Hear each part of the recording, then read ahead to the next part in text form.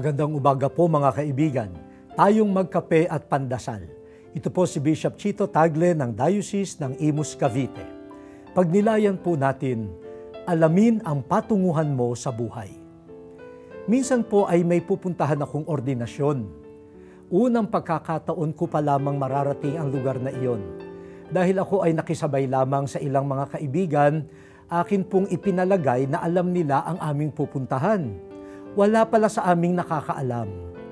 Nagpakumbaba na rin ang driver, huminto at nagtanong sa nakakaalam. Nakarating din po kami. Salamat sa nagturo ng dapat kapuntahan.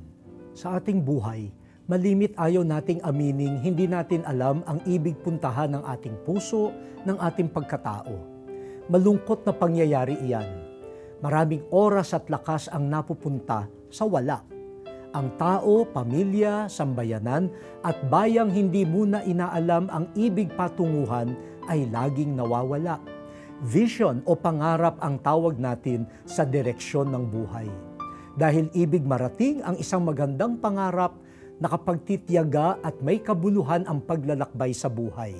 Sana po sa araw na ito, bago sabihin o gawin ang isang bagay, tanungin muna ang sarili, ano nga ba ang gusto kong maabot nito? Alamin ang direksyon mo. Manalangin po tayo. Sa pagkalito namin sa aming mga sarili at sa mundo, hindi namin laging alam ang aming patunguhan. Sa iyong liwanag at lakas, matagpuan nawa namin ang dapat naming kalagyan. Amen.